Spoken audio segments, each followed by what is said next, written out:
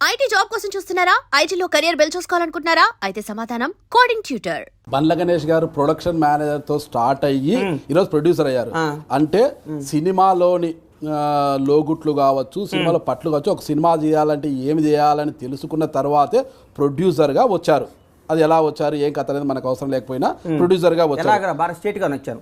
అదే మీరు వంకరగా టింకరగా రంకరగా రంగులించి మాట్లాడొద్దు. నేను స్ట్రైట్ గా అలాగే రాహుల్ గాంధీ గారు కూడా 10 ఏళ్ల క్రితం ఆయన అనుభవం సరిపోదు, ఆయన వయసు సరిపోదు అనే ఉద్దేశంతో వేచి చూసే ధోరణిలో ఉండి ఈ రోజు నేను ప్రధానమంత్రికి సరిపోతాననే ఉద్దేశంతో ఈ రోజు వచ్చారు. అంటే ఆనాడు త్యాగం చేశారు. అది త్యాగం కాదు, ఆ రోజు అనుభవం లేదు, వయసు సరిపోదు కాదు. ఎలా అవుతుంది? ఎందుకు కాదు? ఎలా అవుతుంది సార్? వాళ్ళమ్మ ఇటలీ వనిత అనే ఉద్దేశంతో ప్రతిపక్షాలు అడ్డుకుంటే సోనియా గాంధీ గారు పార్టీకి పూర్తి మెజారిటీ ఇచ్చినా గానీ మన్మోహన్ సింగ్ గారిని ప్రధానం చేసిందే గానీ సోనియా గాంధీ గారి పేరు వచ్చిన తర్వాత బీజేపీ పార్టీలు ఇలాంటివి ఉన్న ఫలంగా మన్మోహన్ సింగ్ గారి తెర మీద తీసుకొచ్చారు. బీజేపీ గురించి మాట్లాడతారండి. బీజేపీ ఏంది? కాంగ్రెస్ పార్టీ అధికారం వచ్చింది ఆ రోజు. ప్రభుత్వం అందరు కలిసి వాళ్ళ కూటమికి అధికారం ఇచ్చింది ఆ రోజు. ఎవరు సార్ మీరు ఇటలీ అద్దుకున్నారు? ఏం మాట్లాడతారు సార్ మీరు? వాళ్ళకు ఒక ఎజెండా ఉంది సార్, దేశానికి సేవ చేసే ఎజెండా ఉంది. కాంగ్రెస్ పార్టీ అంటే ఒక ధర్మం, న్యాయం, నీతి. జుట్టు బాగుంది, మీకు మంచి రంగు వేసినట్టున్నారు. ఎప్పుడు రంగు చాలా 10 ఏళ్ల నుంచి రంగు వేస్తున్నా సార్. వంశపారంపర్యమా ఇది? బట్టతల అనేది 44 ఏళ్ళకే బట్టతల వచ్చేసింది కదా, అంటే వంశపారంపర్యమా ఏంటి అని? అసలు మీలాంటి ఫేస్ చేసినప్పుడల్లా ఇంటికి బాగా ఊడిపోతుంటాయి నాకు. మీలాంటి వాళ్ళు వస్తున్నారు ముందు రోజు తెలుస్తుంది కదా సార్. ఊడిపోలేదు చూస్తుంటే బాగానే ఊడిపోయింది సార్, బాగానే ఉన్నాయి. అంటే పొద్దున్నే స్నానం చేసే కదా ఊడిపోయినాయి. మీరు వెళ్ళిపోయినాక ఊడిపోతుంది. ఇంటర్మీడియట్ ఫెయిల్ అయ్యా. అందులో ఏ గ్రూప్ అయ్యి నేను చెప్పను సార్, మీకు అన్ని తెలుసు. మీకు నేను ఏ గ్రూప్ అయితే మీకు ఎందుకు? ఆ గ్రూప్లో ఏముంది, ఆ గ్రూప్లో ఏముంది, అందులో ఎందుకు ఉంది, అందులో ఇంగ్లీష్ ఉంటుంది, తెలుగు ఉంటుంది, మీరు నన్ను ఇరికేయటం ఎందుకు సార్? గురువు గారు నేను 15 ఏళ్ళ హైదరాబాద్ వచ్చా, మీకు దండం పెడతా. ఏ గ్రూప్ అయితే నీకు ఎందుకు? నేను ఇంటర్మీడియట్ ఫెయిల్ అయ్యా. అది కూడా నిజంగా మరి దానికి ఎందుకు? ఏ గ్రూపు, ఏ కాలేజీ, ఆ కాలేజీ సర్టిఫికేట్ ఇవ్వమంటే నేను ఏం చేయాలి సార్? మా హెచ్ఈసీ అని ఒక చిన్న గ్రూప్ ఉండేది, దాని గురించి ఎక్కువ అడగండి, నేను మర్చిపోయా, నాకు తెలియదు. దాంట్లో నేను ఇరికించి దాన్ని మళ్ళీ దాని కాంట్రవర్సీ చేయొద్దు. హెచ్ఈసీ అని గ్రూప్ చదివాను, అన్ని ఫెయిల్ అయ్యానని చెప్తున్నా. నాకు పెద్ద చదువు రాదు, నాకు దాని మీద పట్టు లేదు. సేవ అంటే ఎలాంటిది? సేవ అంటే ఎలాంటిది అంటే, సేవ అంటే మీరు పొద్దున్నే వచ్చి నీట్గా స్నానం చేసి మంచి డ్రెస్ వేసుకొని వచ్చి నా దగ్గర కూర్చొని పెద్ద కలిసి నన్ను ఇంటర్వ్యూ చేయడం చూడు, అది సేవ. ఓకే, దీన్ని సేవ అంటారు. ఓకే, అంటే మీరు రేపు పొద్దున ఎమ్మెల్యే అయితే పొద్దున్నే స్నానం చేసి మంచి డ్రెస్అప్ వేసుకొని మంచి ఏసీ కార్లో టౌన్ అంతా తిరిగి. ఏసీ ఉండదు సార్, నాన్ ఏసీ కార్లో ఊరంతా తిరిగాం. అట్లా మేము అదే సేవ, దాన్ని మా సేవ అట్లా ఉంటుంది. ఇప్పుడు సేవ అంటే మీరు చెప్పారు సేవ అంటే మీరు తెలియనట్టు ఎవరన్నా చేసినట్టు నన్ను చేస్తే కాదు సార్. మీకు సేవ అంటే ప్రజలకు సమస్యలు ఉంటాయి, 100 సమస్యలు ఉంటాయి, మేము ఇచ్చిన హామీలు ఉంటాయి. బాబు ఇది మీ రోడ్ లేదు, ఇంట్లో సమస్య ఉంటుంది, రకరకాల హామీలు ఉంటాయి. నేను గెలిస్తే ఒక పేపర్లా ఉంటాను, ఒక కొడుకులా ఉంటాను, ఒక సర్వెంట్లా ఉంటాను అని మీరు అన్నట్లు నేను వినపడ్డాను చాలా ఇంటర్వ్యూలలో కూడా. అది కుదురుతుందంటారా గణేష్ గారు? అది ఊరికి చెప్పుకోవడానికి అనడానికి బాగుంటుంది, నిజంగా కుదురుతుందంటారా? చూస్తారా నాయకులు ఎవరైనా? మీరు చూస్తారుగా. ఓకే, మీరు ఎమ్మెల్యే అయితే అది చూసే అంటారు. 100% మీరు చూడాలి, మళ్ళీ చూస్తారు. మళ్ళీ 1 year తర్వాత నేను ఎమ్మెల్యే అయితే ఎట్లా చేశాను మీరే వచ్చి మళ్ళీ ఇంటర్వ్యూ చేస్తున్నాను ఖచ్చితంగా. ఓకే, కాంగ్రెస్ పార్టీని అంతగా ఇష్టపడడానికి కారణం ఏంటి?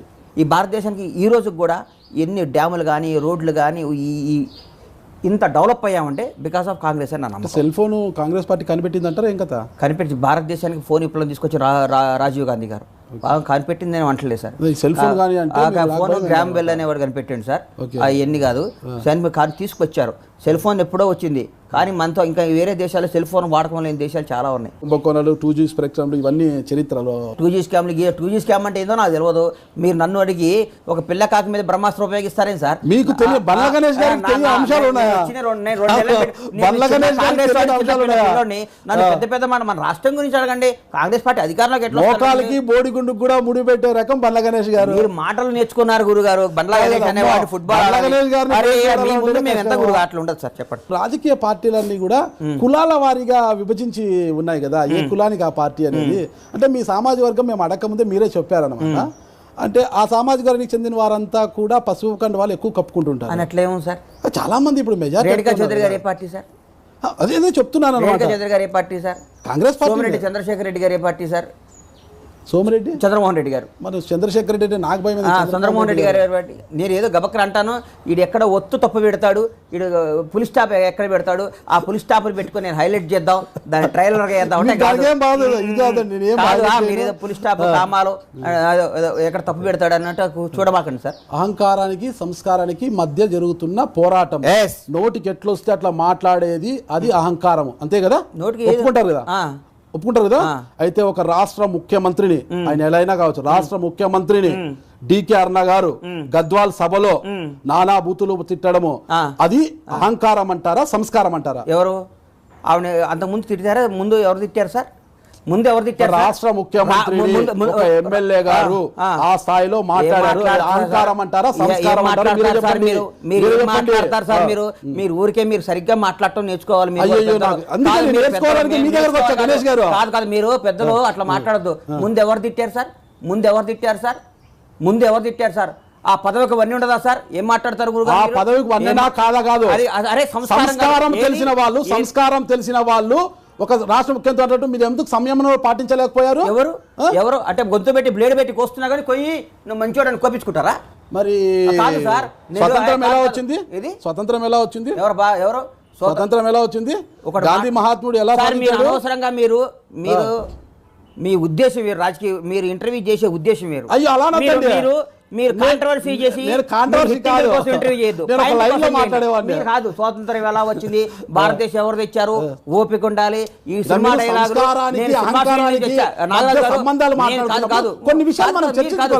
ఎలా వచ్చింది, టూరిస్ట్ మనకు సంబంధం లేని ఇంటర్వ్యూ చేస్తే నేను చెప్పాను. మన పార్టీ గురించి మాట్లాడండి. ఎలా వచ్చింది అదంటే కాదు సార్.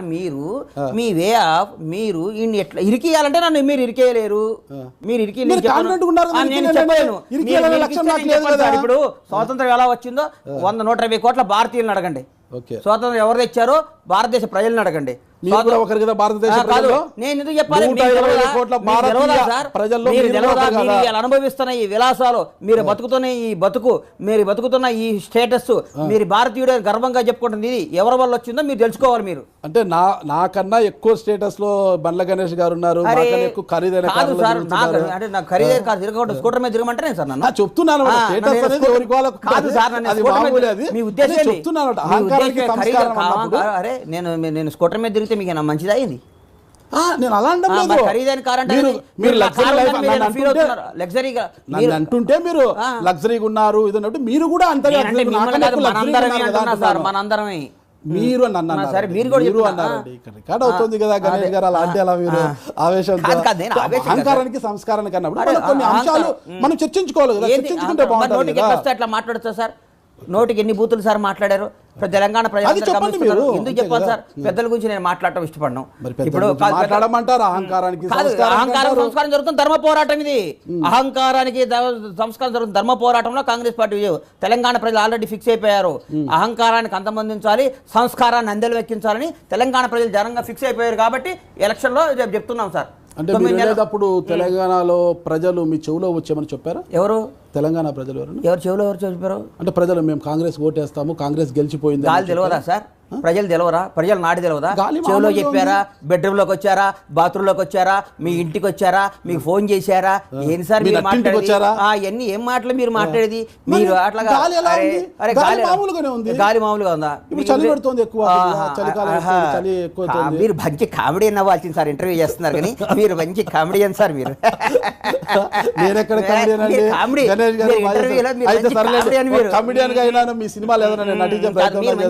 మీరు యాక్టర్ గా ట్రై చేయండి సార్. నా మాట మీరు అవకాశం ఇస్తే తప్పకుండా మీకు మీలాంటి కమెడియన్ ఇండస్ట్రీకి అవసరం. ఖచ్చితంగా మీలాంటి ఇండస్ట్రీ నాగరాజు గారు లాంటి కమెడియన్ మీరు అవకాశం ఇస్తారా? తప్పకుండా. మీ దగ్గర అది ఉంది. మంచి ట్రై చేయండి. కాదు మీరు ఇప్పుడు నేను సినిమా తీస్తే మీకు అవకాశం ఇస్తా ఖచ్చితంగా. ఎందుకంటే మీలో ఉన్న కమెడియన్ బయటకు వస్తున్నాడు కాబట్టి మీరు మంచి కమెడియన్. మీరు అప్పట్లో పాసిమా రాజ్యాలు ఉండేవాడు కదా, ఎలా ఇయ్యాలరా పాచిక అని. మీకు రాజ్యాలకి మీకు రిలేషన్ ఉందా ఏం సార్? బాగా చూసేవాళ్ళ మీరు బాగా చేస్తున్నారు. అందుకోసం సోనియా గాంధీ గారితో సోనియా గాంధీ గారిని కలవలేదు. రాహుల్ గాంధీ గారిని నేను కలిశాను. ఫోటో దిగలేదు ఆవిడతో? నేను వెళ్ళి కలవలేదు సార్. మేడం కలిసే అవకాశం లేదు, త్వరలో వస్తుంది, కలుస్తా. మీరు అనుకుంటే వారం రోజుల్లోనే అమెరికా ట్రంప్తో ఫోటో దిగి కామెడీలు వద్దు సార్. నాగరాజు గారు మీకు దండం పెడతాం, మీరు కామెడీలు చేయకండి, సీరియస్ గా మాట్లాడండి. Serious గా సార్ మాట్లాడేది. ఏంది సార్ మీరు కాదు, బండ్లకన్నా చేయాలనుకుంటే మీరు US కాలం వెళ్ళి అనుకుంటే, ట్రంప్ అరే గారితో ఏదో ఫోటో అన్నావులే దిగి అన్నా వచ్చేంత స్థాయి. ఓరే ఎప్పుడో అన్నాం 2 ఏళ్ల నాడు అన్నామని మీ డిఎంఆర్ ఐ డ్రీమ్ ఆయన తీసుకొచ్చి అడిగిండని అవన్నీ ఎందుకు సార్ అనుకోవాలా? నేను అడుగు అవసరం వచ్చినప్పుడు దిగుతావు. ఏదో అన్నామని మీరు నన్ను ఈ విధంగా డ్రీమ్ ఉంది, ట్రంప్ గారితో ఫోటో దిగాలని డ్రీమ్ ఉంది. ఎందుకు దిగను? ఓకే. మరి ఎందుకు సోనియా మనిషి గారితో ఎప్పుడు దిగుతారు? ఎప్పుడు దిగుతాం? రేపు మన అన్ని వచ్చినా దిగుతాం, మేడం వెళ్ళి కలిసి దిగుతాం. ఓకే. అంటే ఇన్నిసార్లు ఢిల్లీకి వెళ్ళారు కదా, అంటే అపాయింట్మెంట్ లేదా మేడం మీకు? మీరు మీ పేరు కోసం నన్ను ఇరికేయడానికి ప్రయత్నం చేయొద్దు, నా హంబల్ రిక్వెస్ట్. పొరపాటున ఎప్పుడు కూడా గుర్తుపెట్టుకోండి గణేష్ గారు, నాగరాజ్ ఇంటర్వ్యూలో పేరు కోసం ఎప్పుడు పాల్గొనలేదు. మీడియా అంటే సేవ అంటే ఎక్స్ప్రెషన్ ఒక సామాన్యుని ఇంటర్వ్యూ చేస్తాను, పెద్దవాళ్ళని ఇంటర్వ్యూ చేస్తాను. పేరు కోసం ఎప్పుడు మాట్లాడను. మిమ్మల్ని చూస్తున్నా కదా, మీరు ఎక్స్ప్రెషన్ మారటంలో కానీ పిచ్ హైరేజ్ చేయటంలో కానీ సేవ్ అంటే అసలు మరీ చిన్న పిల్లడు మా భూమి అడిగినట్టు మీరు అడిగితే నేను ఎట్లా చెప్తా సార్? మీకు అన్నీ తెలుసు. మీరు ఎందుకు నన్ను ఇబ్బంది పెట్టాలని ట్రై చేస్తున్నారు? నా రాజకీయ జీవితం అద్భుతంగా ఉండాలి, నేను ఎట్లా పైకి రావాలి, నా ప్రయత్నం మీరు నాకు అన్నీ చూపించాలి. మేము ఏదన్నా ఫుల్ స్టాప్ తప్పు పెట్టావా, మేము అన్నావు నేను అన్నావు, అది పాయింటా సార్? అది అవసరమా సార్? మీరు రాజకీయాల్లో ప్రతిదీ కూడా పాయింటే కదా? పాయింట్ అయ్యింది. మేము ఇప్పుడు నేర్చుకుంటున్నాం కాబట్టి మేము తప్పులు మాట్లాడతాం. మేము అనుభవం ఉన్న రాజకీయ నాయకులు కాదు. ఇప్పుడు వస్తున్నాం తప్పు, అది తప్పు సార్, నేను అనకూడదు మేము అనాలని చెప్పారనుకోండి, నాకు అబ్బా నాగరాజు గారు అనుకుంటాం. కానీ మీరు సేవ్ అన్నారు నేను అన్నారంటే ఎట్టా సార్? అది ఎందుకు గురుగారు అయ్యింది నా మీద? మీరు ప్రసంగం విషయం మొన్న జీవన్ మరణం అని ఏదో డైలాగ్ చెప్పారండి. అందులో తప్పు పట్టి మళ్ళీ నన్ను అడగటం లేదు, చాలా బాగా చెప్పారు. మీరు తప్పు లేదు, తప్పు పడితే నేను పెట్టాను. ఓకేనా? ఆ డైలాగ్ చెప్పండి. ఎందుకు మళ్ళీ ఏదో భావోద్వేగం. జీవన్ మరణం, సజీవ దహనం, రక్త తర్పణం, అంతర్యుద్ధం, శీల విక్రయం, సజాతికరణం, మత విద్వేషం, ధర్మనాశనం, ఇదేనా ఈ భారతదేశం అన్న ఆవేదనతో అమ్మ సోనియమ్మ రాజకీయాల్లోకి వచ్చిందే కానీ ఎప్పుడు ఏ పదవి కాంక్షతో రాలేదు అని చెప్పడం జరిగింది సార్. చాలా భావోద్వేగంగా బాగా చెప్పారు అందరినీ. అంటే దాంట్లో కొన్ని సంస్కృత పదాలు ఉన్నా కూడా మీరు కాంట్రవర్సీ చేయొద్దు సార్ అన్న. కొన్ని సంస్కృత పదాలు ఉన్నా కానీ అర్థం కాకపోయినా మీ భావాన్ని అర్థం చేసుకొని ప్రజలు చాలా మంత్రముగ్ధులయ్యారు. అసలు ఆ సభలో మీరు మాట్లాడింది జస్ట్ 3 to 4 minutes అనుకుంటా, ఆ 4 నిమిషాలనే ప్రజలు మంత్రముగ్ధుల్ని చేశారు. అంటే మీరు ఎక్కడ వెళ్ళినా మీ మాటలతో ప్రజలు ఎక్స్ప్రెస్ చేస్తారు. గుర్తుపెట్టుకోండి, నేతల గీతలు మార్చే రాత ఒక ఓటర్ చేతిలోనే ఉంది సార్. ఖచ్చితంగా ఓటర్ మహాశయులు వాళ్ళు నిర్ణయం తీసుకుంటారు సార్. మనం నేతలమే, మన రాత గీత అనేది ఒకటి ఉంటుంది, దాన్ని మార్చేది ఓటర్. వాళ్ళని మనం గౌరవించాలి, వాళ్ళని ప్రేమించాలి, వాళ్ళకు మన మీద నమ్మకం కల్పించుకోవాలి. అంటే ఎవరు కూడా ఓటుకు నోటు ఇచ్చే పరిస్థితి లేదంట. నాకు తెలిసి అయితే కాంగ్రెస్ పార్టీ లేదు సార్. కాంగ్రెస్ పార్టీ ఓటుకు నోటు కేసు ఉన్న నాయకుడు ఏ పార్టీలో ఉన్నాడండి? ఏ సార్? ఓటుకు నోటు 100 ఉంటాయి సార్, అవన్నీ నిరూపించిన రోజు మాట్లాడదాం. ఓటుకు నోటు కేసు ఏమైంది సార్? ముఖ్యమంత్రి ఏమైంది సార్? అయ్యో అవన్నీ తీసేయండి సార్, ఇవన్నీ మామూలు చాలా. ఇవన్నీ నన్ను ఎందుకు సార్ పెడతారు? అవన్నీ కాంగ్రెస్ పార్టీ ఇప్పుడు ఎలక్షన్ లో మేము డబ్బులు ఇచ్చే పరిస్థితి లేదు, డబ్బులు ఇవ్వం, మాకు అలవాటు లేదు. కాంగ్రెస్ పార్టీ ఆ రాజకీయాలు చేయదు. 100 కోట్లన్నీ కూడా సినీ రంగం ద్వారా సంపాదించారా, వేరే పంచాయతీల ద్వారా సంపాదించారా? ఏం పంచాయతీలు అంటే గతంలో మద్దలచెరు సూర్య గారితో కానీ భానుకిరణ్తో కానీ చాలా బాగా సంబంధాలు ఉండేవి. వారితో కొన్ని భూదందాలు సెటిల్మెంట్లు కూడా చేశారు బండ్ల గణేష్ గారు అనేది అందరూ చర్చించుకుంటున్న విషయము. అలా ఏమైనా సంపాదించారా? ఒక సినిమా కూడా ప్రొద్దుటూరుకి వెళ్ళి ఆ ఇల్లును కూడా ఆక్యుపై చేసుకోవడం జరిగింది. అది ఆ విషయంలో కోర్టుకు కూడా బండ్ల గణేష్ గారు తిరుగుతున్నారు అనేది ఏదో వినిపిస్తున్నాయి. మరి ఒక 35 లక్షల చెక్ బౌన్స్ కేసు కోర్టు సంపాదించిన బండ్ల గణేష్ గారు 35 లక్షల చెక్ బౌన్స్ ఇది ఏంది తతంగం అనేది అర్థం కాలేదు నాకు. ఒకసారి ఏమన్నా విశదీకరించి చెప్తారా? ఇప్పుడు చెప్పండి. కట్ చేయకూడదు, నేనేది కట్ చేయను, మీరు చెప్తే కట్. నన్ను నాగరాజు గారికి ఇంటర్వ్యూ ఇస్తున్నా అన్నారు, ఇది కట్ చేయదు. అరే షూట్ కారు నాగరాజు గారికి ఇంటర్వ్యూ ఇస్తున్నా అన్నాడు. ఆయనకు ₹1,00,000 ఇస్తే బాగా ఇంటర్వ్యూ చేస్తాడు, లేకపోతే ఇంటర్వ్యూ అయ్యాడు. ఇది కట్ చేయకూడదమ్మా, కట్ చేయకూడదు. ఆయన డబ్బులు తీసుకొని ఇంటర్వ్యూలు చేస్తాడు అన్నారు నన్ను. నేనేమనుకున్నా, అరే అట్లా ఎందుకుంటుందా అన్న. ఆయన బాగా డబ్బులు డిమాండ్ చేస్తాడు, లేకపోతే కట్ చేయడు. అమ్మ ఆయన మనిషి ఎట్లా అంటాడంటే పెద్ద కరప్టెడ్. నాకు చాలా మంది మీ వాళ్ళు చెప్పారు. నేను అన్నా నాకు తెలియదు సార్, నాకు ఫోన్లోనే పరిచయం ఆయన అన్న. ముందే ఏమైనా డబ్బులు మాట్లాడుకున్నావా అన్నారు నన్ను. కెమెరా ముందే చెప్పాను. ఏనండి డబ్బులు మాట్లాడుకున్నావా అంటే అట్లా ఎందుకుంటుందండి, నన్ను ఎవరు అట్లా అడగరే, చీ అదేంది అన్న. వామ్మో నువ్వు ఆయన దగ్గర పోతున్నావేంద్రా నాయన, ఫుల్ నోట్లో నెత్తి పెడుతున్నావేంది, పెద్ద నోటు లేని మాట్లాడు. ఆయన ఆస్తులు దాదాపు నాకు తెలిసి ఈ మధ్యకాలంలోనే ఒక 20-30 కోట్లు సంపాదించాడు. ఇంటర్వ్యూ చేస్తే వినండి, 20 ఇంటర్వ్యూ సంపాదిస్తే 10 కోట్లు ఇంటర్వ్యూలు చేసే దాదాపు 10 కోట్లు సంపాదించాడు. అమరావతిలో ఆస్తులుగా ఉన్నాడు. కడప దగ్గర మీది రాయలసీమ అంట కదా, మీది ఎవరు సార్? రాయలసీమలో ఎవరు? రాయలసీమలో ఎవరు? ఊరు మీరు చెప్పండి, ఏ ఊరు సార్? చెప్పండి. అనంతపూర్ దగ్గర మొత్తం సెటిల్మెంట్లు చేసి నేను పెద్ద మీడియా వాడిని, నాకు ఇంటర్వ్యూలు పవర్ ఉంది, నాకు ఆ పని చేయండి ఈ పని చేయండి అని బాగా ఇబ్బంది పెడతాడు. ఫ్యాక్షనిస్టులతో బాగా సంబంధాలు ఉన్నాయి అని చెప్పాను. నేనా ఈ ఉంటే నాకేం సంబంధం, నేను నమ్మనా అన్న. అట్లాగే మీరు కూడా నన్ను కొన్ని విషయాలు నమ్మకూడదు. మీరు చెప్పారు చూడండి ఇప్పుడు సూరి భాను అని, వాళ్ళ ముఖం కూడా నేను ఎప్పుడు చూడాల. ఏదైనా ఒక మొత్తం ఇప్పుడే మనం మాట్లాడుకుంటే బాగుంటుంది. కెమెరా ముందే నాకు ఎంత ఇస్తారు? మీ తర్వాత నేను డబ్బులు ఇచ్చి ఇంటర్వ్యూలు చేసుకునే పరిస్థితి లేదు. మీరు అట్లాగే నన్ను చూసినట్టు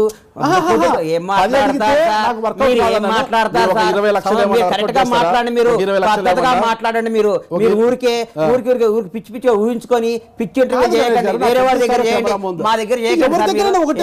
మీరు ముదురై ఉండొచ్చు, మీకంటే పెద్ద ముదురులు మేము. మీరు ఇంటర్వ్యూలు చేసి ఫేమస్ ఉండొచ్చు. మేము మా కెరియర్ ఆఫీస్ బాయ్గా స్టార్ట్ ఇక్కడికి వచ్చామంటే మేము మీలాంటి ఇంతమందిని చూసింటాం. మీరు జుట్టంతా కాదు, మీరు అనంతపూర్ నుంచి వచ్చి 4 ఇంటర్వ్యూలు చేసి ముదురులాగా అదంతా ఇల్లు ఆక్రమణ చేసుకుంటారు. ఎవడసారి చెప్పినాడికి బుద్ధి ఉండాలి, అడగడానికి మీకు సంస్కారం ఉండాలి గురుగారు. మధ్యల చెరువు సూర్య అనేవాడు భానువాడు అన్నాడు పొద్దుటూరు 35 లక్షలు, 100 కోట్లు 35 లక్షలు. నా చరిత్ర ఏందో మీరేందో 100కు ఒకసారి చెక్ చేసుకొని వెళ్ళి చేసుకోండి. నేను ఐటీలు ఎంత కడతాను? చెక్ బౌన్స్ కేసులు ఉంటే చెక్ బౌన్స్లో కేసులు ఉండవా సార్? మనిషికి 1000 కోట్ల అప్పులు ఉన్నాయి, మనుషులకు 1000 కోట్ల అప్పు ఉండే. అప్పు ఉన్నంత మాత్రం వాడు నేరగాడా? నిరూపించాలి. డబ్బులు చెక్ ఇచ్చాం, డబ్బులు ఇచ్చాం, కేసు అయింది. పొద్దుటూరు పోతే ఇల్లు ఆక్రమించుకున్నట్ట. ఎందుకు మీరు ఆక్రమించుకున్నారని నేను చెప్పలేదు, మీరు అన్నారు. మద్దల చెరువు సూరి గారు ఆ విషయంలో గొడవలోనే ఆయన ఆక్యుపై చేసుకుంటారు.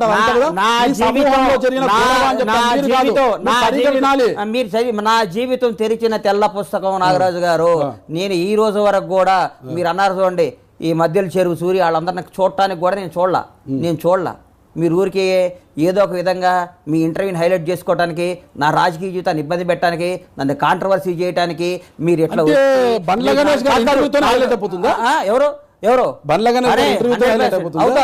అవుతారు 10 లక్షల హిట్టింగ్లు ఉంటాయి మీకు. 10 లక్షలు నాకంత క్రేజు. బండ్ల గణేష్ అంటే ఒక బ్రాండ్, చూసుకోండి మీరు. అందుకే మీకు అంత క్రేజ్ కాబట్టి మీడియాతో మీరు అంత బాధపడ్డారే. బాధ ఏం లేదండి, ఓపెన్ మాట్లాడుతున్న బాధ ఏముందండి?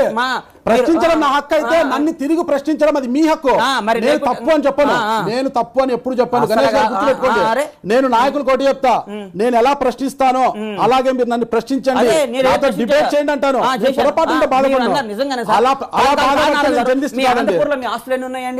నాకు ఒక సొంత ఇల్లు ఉందండి. సొంత ఇల్లు ఉందా? బయట చాలా వేరే బినామీలు మీరు చాలా పెట్టారని చెప్పుకుంటున్నారండి. అని ఇప్పుడే చేసుకుంటున్నానండి. ఒక 5-6 మంది బినామీ ఇప్పుడే అందరినీ బాగా ఇబ్బంది పెడతారంటారు. ఎందుకు సార్ ఇబ్బంది పెడతారు? నాకు ఎవరో బినామీలు లేరు, నేను ఒకటికే బినామీ. ఆంధ్ర అదే మీరు మిమ్మల్ని అంటున్నారు కదా, మీరు కూడా అనంతపూర్ పెద్ద. ఈ రోజు తెలంగాణలో కాంగ్రెస్ పార్టీ కూటమి గెలుస్తోంది అని అన్నారు. మరి టిఆర్ఎస్ ఓటమి ఎందుకు జరుగుతోంది అనుకుంటున్నారు చెప్పండి. ఏం చెప్పాక సార్ మీకు పరిపాలన బాగాలేదు, వాళ్ళు విపరీతమైన ఒంటెద్దు పోకళ్ళు, మర్యాద లేదు, గౌరవం లేదు, ప్రజల స్కీమ్ అందట్లేదు, కమిషన్ భగీరథలతో కోట్లు సంపాదించుకుంటున్నారు, అన్ని తప్పుడు హామీలు, దాదాపు 100 తప్పుడు హామీలు నేను నా దగ్గరే ఉన్నాయి, చదువుకు రాసుకొని పెట్టుకున్నా. 100 తప్పుడు హామీలు ఇచ్చారు వాళ్ళు. ఎన్నో తప్పుడు హామీలు ఉన్నాయి. ఇంటికి ఉద్యోగం అన్నారు, ముస్లిమ్స్కి 12% 4 నెలల్లో రిజిస్ట్రేషన్ ఇస్తున్నారు, వ్యవసాయ పంట కనీస మద్దతు ధర అన్నారు, నిరుద్యోగులకి యువతకు 1,00,000 ఉద్యోగాలు అన్నారు, టీఎస్పీసీ ఉద్యోగాల క్యాలెండర్ అన్నారు, వారసత్వ కుటుంబ రాజకీయాలు ఉండవన్నారు. మళ్ళీ మర్చిపోతా కదా ఒకసారి. నేను ఒత్తు తప్పు చెప్పానుకో, ఒత్తు తప్పు ఉంది, రాజకీయాలు అన్నారు, రాజకీయం కదా అంటారు కదా మీరు. కాంట్రవర్సీకి ఇంకో మారు పేరు నాగరాజు గారు. మరీ అంత వంకర బుద్ధితో చూసేంత వ్యక్తి కాదండి మీరు అట్లా. నాకైతే ఉత్సవపడిపోతుంది సార్ మీతో ఇంటర్వ్యూ చేస్తుంటే. ప్రతి నియోజకవర్గం పాలిటెక్నిక్ కాలేజ్ అన్నారు, రైతులు 1,00,000 రూపాయలు రుణమాఫీ అన్నారు, పోలవరం డిజైన్ మొత్తం మార్చేస్తా ఏందో అది ఇది అని చెప్పారు. పోలవరం కాదు, నదీ జలాల అనుసంధానం తెలంగాణ. అరే అదే మీరు ఇది ఎక్కడ తప్పు మాట్లాడతాడా, ఇన్ని ఎక్కడ ఇయ్యాలని ఇది నీకు దండం పెడతానా, నా మీద నా జీవితం మీద విత్తన ఉత్పత్తి కేంద్రాలు అన్నారు. ఎన్నో మావోలిస్టులకు ఎజెండానే మా ఎజెండా అన్నారు. ఒకటిగా లక్ష్మి రైతు బంధు ఇట్లాంటి ఏం లేవు కదండి. అయ్యేదో కళ్యాణ బస్తు రైతు బంధువులు అన్ని మా పథకాలని పేరు మార్చారు సార్. మా కాంగ్రెస్ రాజశేఖర రెడ్డి గారి గవర్నమెంట్ లో ఎన్నో అద్భుతమైన పథకాలు పెట్టారు కదా సార్. పేర్లు ఏం మార్చారు? కళ్యాణ లక్ష్మి, రైతు బంధు, అది ఒకటి 100 హామీల్లో 1-2 చేస్తే ఏం సార్, మేము ఇవన్నీ చేస్తాం, ఇవన్నీ చేసి చూపిస్తాం మీకు. ఇన్ని పథకాలు చేస్తారా? మేము ఇచ్చిన హామీలన్నీ చేస్తాం నాగరాజు గారు. మీరు నన్ను ఒక టీఆర్ఎస్ కార్యకర్తలా నన్ను ఇంటర్వ్యూ చేయదు సార్, దండం పెడతా. ఒక జర్నలిస్ట్గా, ఒక పెద్ద ఆయనలా మీరు చేయాలి నన్ను. నేను అదే అడుగుతున్నాను సార్. మీరు టీఆర్ఎస్ కార్యకర్తలా నేను చెప్పాను ఏమో మీరేంది సార్ టీఆర్ఎస్ కార్యకర్తలాగా మీరు నన్ను ఇట్లా డిబేట్ చేస్తే నేను ఒప్పుకోను గురుగారు. కాదండి, అవన్నీ చేస్తారా? మేము ఇవన్నీ చేయలేకపోయారు అవన్నీ. మాకు మీరు వాళ్ళని అడగాలి, మమ్మల్ని అడుగుతారేంది? ఓకే, ఇవన్నీ అమలైనయా? ఇప్పుడు నేను చదివిన దాంట్లో అమలైందా? మిషన్ కాకతీయ అయిపోయిందా సార్? మిషన్ కాకతీయ చెప్పామని వాళ్ళు చెప్పనే లేదే. మిషన్ కాకతీయ అనేది కమిషన్ కాకతీయ. ఇప్పుడు బండ్ల గణేష్ గారికి అలా పంచాయతీలు చేసి వారితో సంబంధాలు పెట్టుకొని కోట్లు సంపాదించారా అంటే ఆధారం లేకుండా మాట్లాడుతున్నారు. మీరు ఎలా సంపాదించారంట, మీరు ఒక బ్లాక్ మెయిలర్ అంట నాగరాజు అన్నారు కదా. అంటే ఇప్పుడు వీళ్ళు మిషన్ కాకతీయలో డబ్బులు సంపాదించారంటూ మీదేమన్నా ఆడిటింగ్ రిపోర్ట్స్ ఉన్నాయా, లెక్కలు బొక్కలు ఏమన్నా ఆధారాలతో సహా తీసుకొని మాట్లాడుతున్నారా? అంటే మీ మీద వచ్చి వేసింది ఆ రోజు రాళ్ళు అయితే మీరు కూడా ఈ రోజు టీఆర్ఎస్ పార్టీ మీద రాళ్ళేస్తున్నారా? త్వరలో రేపు మా ప్రభుత్వం అధికారంలో రాగానే ఇవన్నీ ఆధారాలతో పాటు ప్రజల ముందు ప్రజా కోర్టులో పెడతాం. ప్రజా కోర్టులో ఇది తప్పు, ఇది ఇట్లా, ఇక్కడ ఇంత పైసలు పోయి ఇంత ఖర్చు పెట్టాం, ప్రజా కోర్టులో పెడతాం. అది గుర్తుపెట్టుకోండి. టీఆర్ఎస్ వాళ్ళు కూడా అదే అంటున్నారు. తప్పేలేదు. భానుకిరణ్ బయటకు వచ్చింది, భానుకిరణ్ కి బండ్ల గణేష్ కున్న సంబంధాలు కూడా బయటకు వస్తాయండి, ఆధారాలతో సహా బయటకు వస్తాయండి అని వాళ్ళు కూడా అంటున్నారండి. ఇదేంది ఇది? మీరేమో త్వరలో వస్తాయంటున్నారు, వాళ్ళు అట్లా అంటున్నారు త్వరలోనే భానుకిరణ్ కి ఆయనకున్న సంబంధాలు బయటపడతాయనేసి. సార్ గురుగారు, అరిగిపోయిన టేప్ రికార్డ్ లాగా మీరు మాట్లాడటం, నేను అరిగిపోయిన సిడీ లాగా మీకు ఆన్సర్లు చెప్పటం, కాంట్రవర్సీ లేని క్వశ్చన్, ఊరికి ఉపయోగం లేని మీరు చెప్పే పేర్లు అన్ని టైం, అది ఇది రాజకీయ. కాంగ్రెస్ పార్టీ అధికారంలోకి వస్తే ఏం అభివృద్ధి చేయాలనుకుంటున్నారు? మేము చెప్పాం కదా సార్, ఒకసారి చెప్తే. నేను వినలేదు. ఏకకాలంలో రుణమాఫీ చెప్పాం, మన ఆర్టీసీని అన్ని చెప్పాం. నాకు ఇప్పుడు మీ దెబ్బకు మొత్తం మర్చిపోయాను. మేము చెప్పిన హామీలన్నీ మేము చేస్తాం. ఒక వ్యక్తి మీద 10 మంది కలిసి కొట్టడం కానీ, ఒక వ్యక్తిని ఒకరే కొట్టడం కానీ ఏమవుతుంది చెప్పండి? మీరు ప్రాసలో యాసలో మాట్లాడద్దు సార్, మీకు దండం పెడతా. మీరు నా స్థాయి కట్టు మీరు అడగండి సార్. మీరు పెద్ద పెద్ద నాయకులు ఇవన్నీ కాదు. మీరు 10 మంది ఎడగొడుతున్నారు సార్. 10 మంది అందరూ కలిసి టీడీపీ కాంగ్రెస్ ఇన్ని కలిసి దాడి చేస్తున్నారు కదా. సరే, ఏమి దాడి సార్? అయినా బస్తీ మీద సవాల్ అంటూ టీఆర్ఎస్ శ్రేణులు ఇప్పటికే మొత్తం కూడా 105-110 ప్రకటించి ఎన్నికల ప్రచారానికి పోతే ఈ రోజు వరకు కూడా ఇంకా స్కూట్నీలోనే పడిపోయారు కదా. మీకే స్థానాలు మాకే స్థానాలను కొట్టుమిట్టాడుతున్నారు కదా. ఈ సందర్భంలో ప్రజల ముందు సంబంధం ఏం సార్? దానికి ఎలక్షన్ సంబంధం ఏనండి? పబ్లిక్ లో ఒక నాయుడు ముందుకు పోతేనే కదా. అరే పలానా నాయుడు ఎలక్షన్ ఎప్పుడు? ఓటింగ్ అనేది ఎలక్షన్ ఎప్పుడు సార్? ఎలక్షన్ డేట్ ఎప్పుడు? తెలంగాణ నాకు తెలియదు. అరే మీకు తెలీదా? తెలీదు. అయ్యా, అది చెప్తే వినడానికి వచ్చానండి. నేను అడిగిన దానికి మీరు సమాధానం చెప్పాలి. మీరు అడిగిన దానికి సమాధానం చెప్పాలి. తెలంగాణ రాష్ట్రంలో ఎలక్షన్ ఎప్పుడు? నాకు తెలియదు కాబట్టి మిమ్మల్ని అడిగి తెలుసుకోవడానికి, మీ ద్వారా ప్రజలకు తెలియజేయడానికి. తెలంగాణ రాష్ట్రంలో ఎలక్షన్ ఎప్పుడు? అది కూడా నాకు తెలియదండి. తెలియనప్పుడు ఒక క్వశ్చన్ నేను చెప్పాను మీకు ఆన్సర్. కౌంటింగ్ ఆ రోజు రిజల్ట్ వస్తుంది. నాకు తెలుసు అండి, దానికి ముందు విషయం నాకు తెలియదు. తెలీదా? మీరు చెప్పితే ఎలక్షన్ మీరు పోటీ చేసే వాళ్ళు మీకు అవసరం కదా. మీరు అడిగే వాళ్ళకి మీకు ఏం తెలియదా? మీరు చెప్తే వింటామేమో, మీ ద్వారా తెలియజేస్తాం ప్రజలకి. మీరు అమూల్ బేబీ సార్, మీరు చిన్నప్పుడు బాగా అమూల్ బేబీ సార్, మీరు భలే ఉన్నారు. నాకు తెలియదండి. నాగరాజు గారు మీరు చాలా కామెడీ సార్. మీరు చాలా చిన్న పిల్లోడు సార్. మీరు సినిమాల్లోనే కమెడియన్ గా చేసి ఎలక్షన్ తెలియదండి అంటే అబ్బో ఏందన్నా నీకు. అమ్మో అనేది నాకన్నా రాజకీయాల్లో మీకు తెలియదా? మీకు రాజకీయ నిజంగా మీరు ఎలక్షన్ ఎప్పుడు? నేను అడిగిన దానికి మీ సమాజం డిసెంబర్ 7 ఎప్పుడు విన్నానండి నేను. విన్నారా? అబ్బో చాలా జనరల్ నాలెడ్జ్ సార్ మీకు. నాకు అందుకే మేము మీ ద్వారా తెలుసుకొని ప్రజలకు తెలియజేయాలనుకుంటున్నానండి. ఏంది సార్ మీరు? తెలుసుకొని అమాయకులు సార్ అంటే మీరు చెప్పే ఎట్లా ప్రజలు బతుకుతారో వింటారు. ఏమో సార్ పాపం. మేము చెప్పేదానికి నాయకులు ఏ, చెప్పే జాలి దానికి వేస్తుంది సార్ మిమ్మల్ని ప్రజలకి చూస్తే. మీరు ఎట్లా తెలంగాణ బతుకుతారో నాగరాజు గారు మీరు ఏదో బతకలేనప్పుడు అరే, బల్ల గణేష్ గారి దగ్గరకు వచ్చి నాకు ఏదో చాలా బాగా అమాయకులు చేసుకుంటారు. పాపం మీరు. కాదండి అయ్యో బల్ల గణేష్ గారి దగ్గరకు వస్తే మరి నాకేమైనా ఇంత- అసిస్టెంట్ గాను కాదన్నా ఇంత అసిస్టెంట్ సెన్సిటివ్ గాను ఇవ్వరా మీరు? ఇంత సెన్సిటివ్ మరి బతకలేని పక్షంలో బల్ల కాదు. గణేష్ గారి దగ్గర వస్తే మన మధ్య ఉండే స్నేహంతో ఒక ఉద్యోగం మరి ఇవ్వరా? మీరు ఇంత సెన్సిటివ్ పిల్లని మేము పెట్టుకోలేమండి అంతే మీరు అంటారా? అంటారా? మరి ఇంత అంటే ఈ రోజు అమాయకుల్ని- నేను కూడా రాటు వెళ్తానండి ఆ, ఈ రోజు మీరు కూడా ఇంత కొద్దిగా అమాయకులు ఎట్లా రాటు బతుకుతారు తెలడానికి సార్ పాపం ప్రయత్నిస్తాను. మీరు ఈ రోజు మీరు కొద్దిగా- బతకలేరు మీరు ఇంత అమాయకులా అయ్యయ్యో కాదండి అయ్యో, ఇంటర్మీడియట్ మరి ఇంత చదువుకొని అమాయకు- కాదన్నా. అమాయకుడుగానే వచ్చి ఈ స్థాయికి వచ్చిన బల్ల కాదన్నా, గణేష్ గారి మీరు దగ్గర ఇంత వచ్చి మేము అమాయకులు నేర్చుకోలేమా అయితే- జీవితం మీరు ఇంత అమాయకులు ఎట్లా అన్నా జీవితాన్ని మీరు? నేర్చుకోలేమా? అయ్యో, పాపం జాగ్రత్త అన్న, ఇంట్లో వాళ్ళందరూ జాగ్రత్త అన్న మీరు అయ్యో, లేదన్నా, మీరు ఇప్పటి సెన్సిటివ్ అన్న నుంచి- మీరు బతుకు మీరు ఇబ్బంది ఇట్లయితే లేదన్నా, మీరు అమాయకులు లేదన్నా. మీరు చాలా ఇప్పటి నుంచి అమాయకులు నేర్చుకుంటాను ఆ, నేను. అమ్మో మీరు అమ్మో, బల్ల నేర్చుకోవాలన్నా గణేష్ గారి దగ్గరకు లేకపోతే వచ్చిన నా కళ్ళు కొద్దిగా మీరు దెబ్బతింటారన్న తెరుచుకున్నాయి. మీరు నా మాట వినండి అన్న ఖచ్చితంగా, దారులన్నీ బాగా తెలుసుగా మీకు అది తెలుసా మరి ఇప్పుడు చూసుకుంటూ వచ్చాను జాగ్రత్త బల్ల గణేష్ గారి ఇల్లు మళ్ళీ ఎక్కడ మీకు అంటే ఇల్లు ఆడ కాదన్నా అడిగితే కానీ ఎట్లా జాగ్రత్త అన్న నువ్వు చాలా ఇంతగానం అయితే నువ్వు ఎట్లా నాకు చాలా టెన్షన్ అయిపోయింది అన్న నాకు ముందు ఇప్పుడు మీరు ఎట్లా పోతారని టెన్షన్ అయిపోయింది మిమ్మల్ని కలిసినాక ఇంత అమాయకులా అన్న అయ్యయ్యో నా అలాంటి అమ్మాయిలు మీరు కూడా ఉద్యోగం ఇవ్వమంటారు ఇప్పుడు ఏ అమ్మ మీకు ఇష్టం మేము మరి మా కంపెనీ మూలిపోద్ది మీరు అమ్మాయి సెన్సిటివ్ కదా అయ్యో అంటే మీ దగ్గర అందరు కూడా దాడి చేసే వాళ్ళు మారణాదాలు పట్టుకొని ఏ ఎదుటి మాకు అదే వ్యక్తిని కొంచెం పొడిచే వాళ్ళు అంత తెలియదు కావాలా అంత వాళ్ళు కావాలా మీకు మీరు చాలా సెన్సిటివ్ మీరు ఏ తర్వాత ఏముంటారు సార్ బిఏనా అది చూస్తానండి నేను బుక్ బుక్ చూసి అసలు మీరు చెప్తాను మరీ అమాయకులు సార్ అన్న బుక్ చూసి చెప్తా అది మీరు చెప్తే ఇంత వింటాను. అమాయకత్వం ఏందన్న మీరు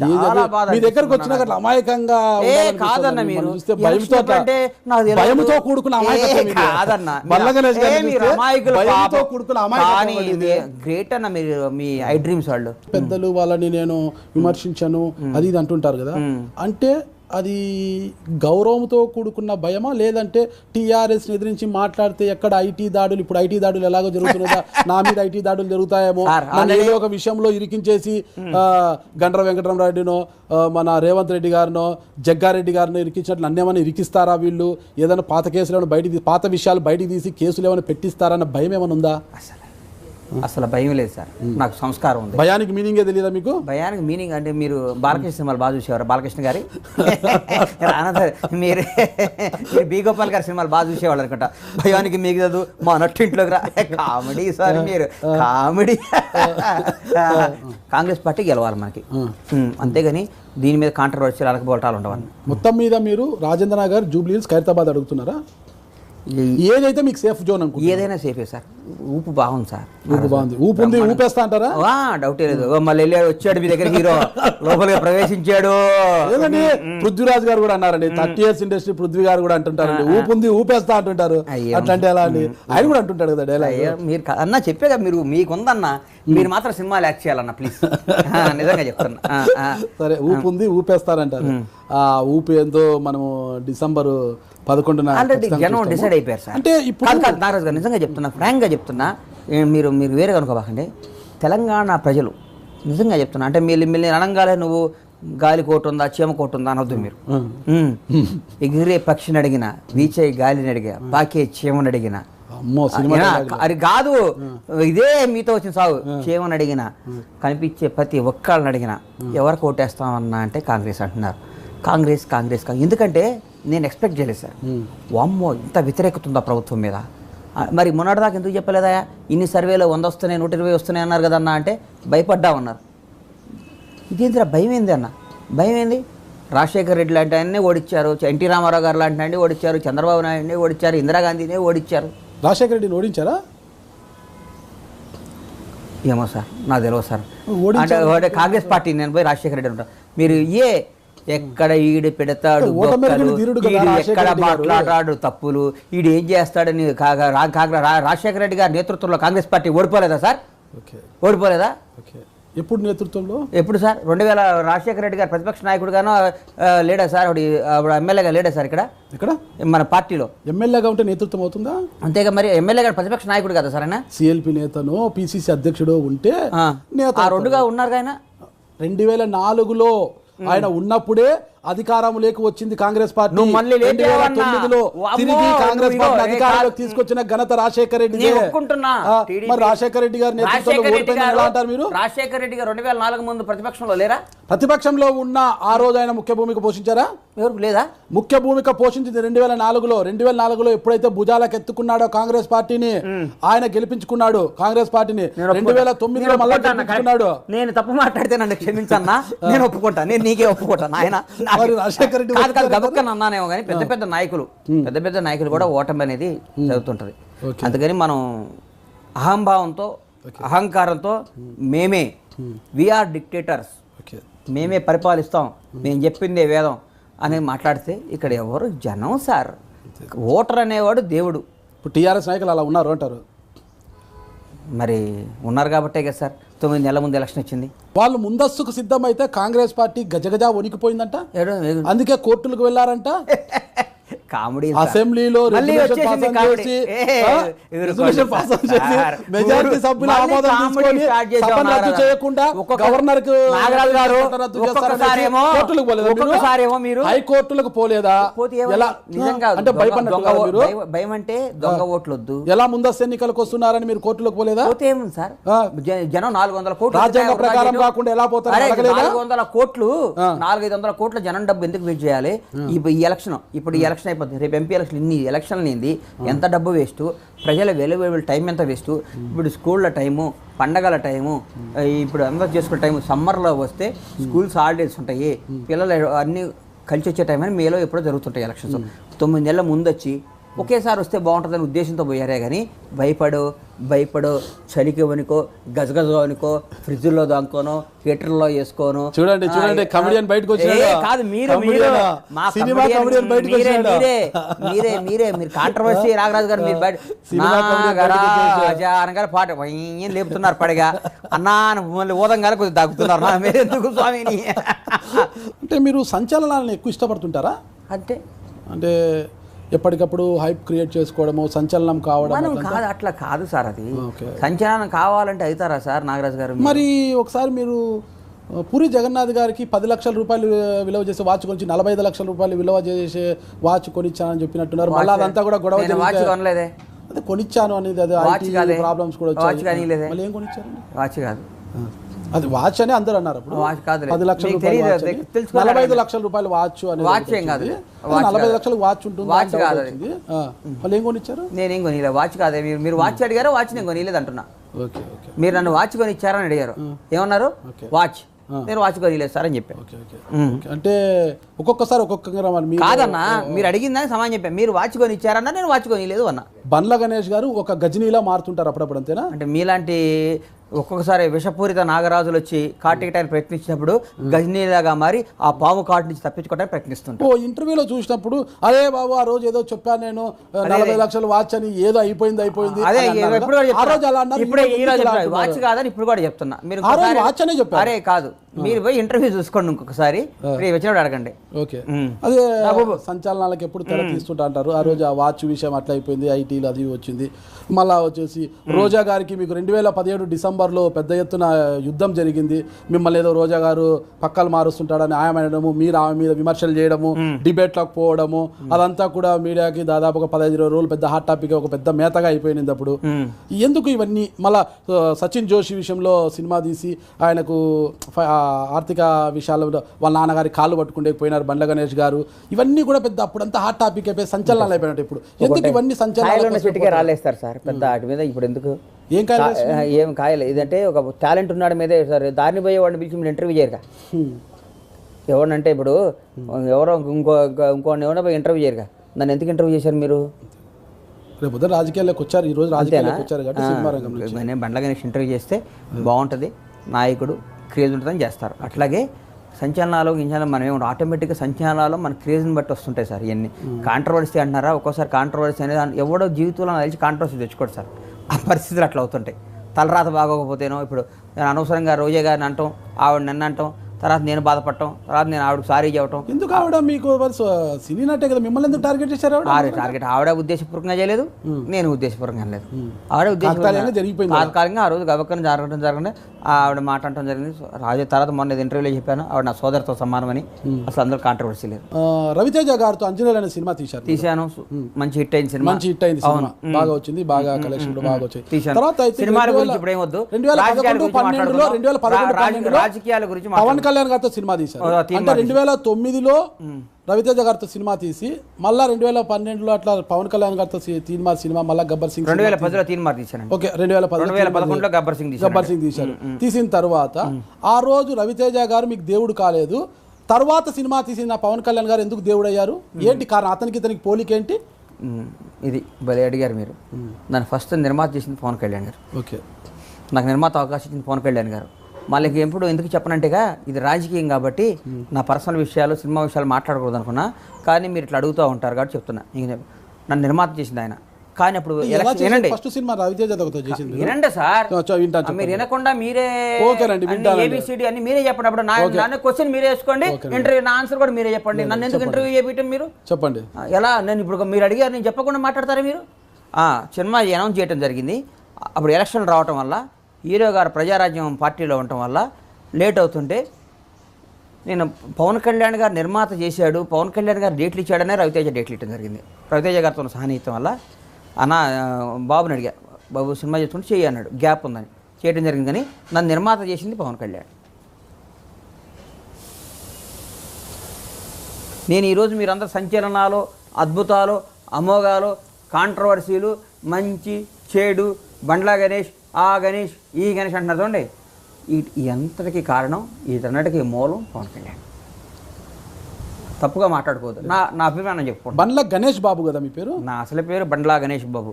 బాబు ఎందుకు బండ్లా గణేష్ అని పెట్టా. బండ్లా అనేది ఇంటి పేరు? ఇంటి పేరు. ఓకే, అంటే బేసిక్గా మీ ఇంటి పేరు నిజంగా బండ్లానైనా లేదంటే ఏదన్నా మీరు మార్చుకున్నారా దాన్ని? అసలు మా ఇంటి పేరే బండ్లా సార్. బండ్లా ఇంటి పేరు ఎట్లా మార్చుకుంటారు? క్రేజ్ కోసము. బండ్లా అంటే క్రేజా? అట్లా కాదండి, ఏదన్నా విషయంలో ఒక అంశం ఏమో వచ్చిందేమో చెప్పేదండి. అంశం వస్తే కలిసి వచ్చిన అరే నేను అమాయకుడిని అవ్వచ్చు, మరి అంత అమాయకుడిని కాదు. రవితేజ గారితో మీకు మొదటి సినిమానే బాగా హిట్ అయింది, అంతా చేశారు కదా. ఒక స్థలం విషయంలో ఆయన మోసం చేశారన్న విమర్శలు వచ్చాయి కదా అప్పుడు. అరే ఎందుకన్నా ఇప్పుడు రాజకీయాల్లో మాట్లాడుకుంటుంటే నువ్వు కాంట్రవర్సీ మనిషి, నువ్వు ఊరుకోనా? నువ్వు బాగా గమ్మత్తున్నావు, ఈ చేసావు, ఈ చేసావు, అప్పుడు పిచ్చావు, అప్పుడు దగ్గావు, అప్పుడు తుమ్మావు. ఏందన్నా నువ్వు? ఏరే పార్టీ కోసం చేయి, రాజకీయ నాయకుడిగా చేయి నన్ను. నా ఊరికే నువ్వు నా సినిమాలు అయ్యాయి ఏందన్నా అడిగిపోయిన టేప్ రికార్డ్ లాగా నువ్వు. అంతేనంటారా? మరి ఎందుకు అయ్యన్ని? నన్ను గబ్బు పట్టియాలని వచ్చావా ఏందన్నా? అయ్యో లేదన్నా, లేదన్నా, ఒక నాయకుడు వచ్చామన్నా. మీరు ఒక నాయకుడు అంటే రాయలసీమలో ఉక్కు ఫ్యాక్టరీ కోసము, ఉక్కు పరిశ్రమ కోసము సీఎం రమేష్ గారు దీక్ష చేస్తుంటే ఆ దీక్షకు వెళ్ళి మీరు సంఘీభావం తెలిపారు. అంటే అక్కడ మీకు టీడీపీ అంటే బాగా అభిమానమా? సీఎం రమేష్ గారి మీద ప్రేమ, సీఎం రమేష్ గారు నాకున్న ఫ్రెండ్షిప్.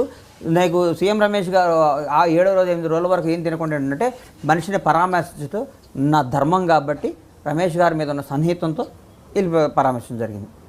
రాజేంద్ర నగర్ నుంచో ఇంకో ప్రాంతం జూబ్లీహిల్స్ నుంచో ఖైరతాబాద్ నుంచో బరిలో దిగుతారండి, బాగానే ఉంటుంది. అంటే మీ దేవుడు అంటే మీకు జీవితాన్ని ప్రసాదించిన ఈరోజు మీకు ఇంత క్రేజ్ వచ్చింది, మేము ఇంటర్వ్యూ చేస్తున్నామంటే ఆ క్రేజే కారణము అని మీరు అంటున్నారు. మీ దేవుడు పవన్ కళ్యాణ్ గారు ఉన్నారు.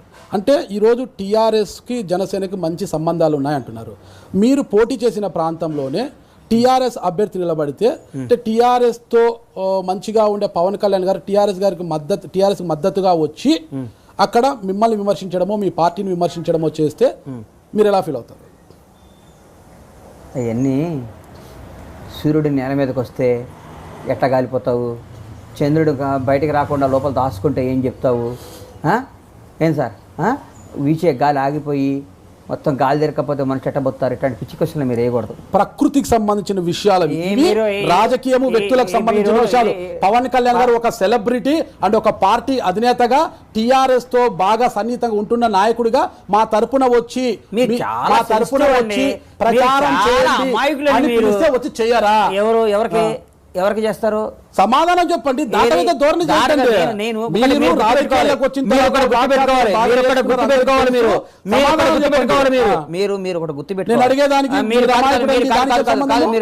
గుర్తుపెట్టుకోవాలి. పవన్ కళ్యాణ్ గారి గురించి మీరు ఏమడిగినా నేను సమాధానం చెప్పను. ఎందుకు చెప్తా వినండి. మీరు నన్ను 100 మంది ఇరికించిన ఇరుక్కోను. పవన్ కళ్యాణ్ అనేవాడు నాకు దేవుడితో సమానం. మీరు లోపలికి వెళ్ళి చూడండి, ఒక అడుగు వేసి లోపలికి వెళ్ళి చూసిరండి. మీరు దయచేసి ఇంటర్వ్యూ లెగవండి, అక్కడి నుంచి లెగవండి. మీరు లెగవాలి, లెగవాలి. మీరు కలగదు ఇంటర్వ్యూ లెగిస్తే నేను మాట్లాడతా లేదా మాట్లాడను నేను మాట్లాడను ఒక్క నిమిషం మీరు లెగిసి మీరు నా తలుపు తీసుకొని ఊరికి ఇంట్లోకి వెళ్ళండి మీరు రండి తీసుకోండి మైకులు తీసుకోండి మీరు రావాలి వస్తానండి వస్తా పదండి ఇంట్లో రండి పద రండి మీరు రామ్మరా మీరు రావాలి ఎందుకంటే వెళ్దాం రండి పాప అంతగా పిలుస్తున్నారు అన్న అన్న కోసం లోపల వెళ్దాం అన్న షూ వేసుకున్నా పర్వాలేదు రండి ఎవరు పవన్ కళ్యాణ్ గారు పక్కన ఎవరు బండ్ల గణేష్ గారు రండి ఓకే ఇంకా చాలా రింగులు ఇంటికి వెళ్తే చాలా కాదు ఇంకా వేరే ఫోటో అయినా ఉందా ఇంట్లో ఏమ్మా అక్కడ ఎవరో దేవుడు ఫోటో ఉంది ఓకే ఇక్కడ ఎవరు ఫోటో ఉంది పవన్ కళ్యాణ్ గారు ఆ జుట్టు ఏమైపోయిందన్న మీకు మీలాంటి వాళ్ళు వస్తే టెన్షన్తో ఊడిపోయింది రింగులు రండి రండి ఇక రండి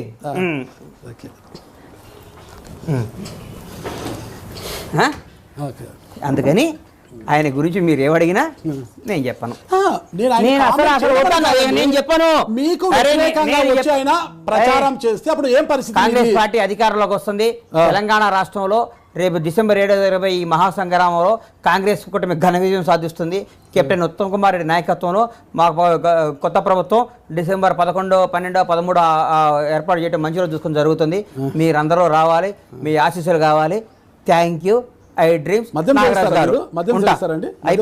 అయిపోయింది ఇంకా మీ దగ్గర సినిమా నువ్వు అదేం చేసావు నువ్వు ఇదేం చేసావు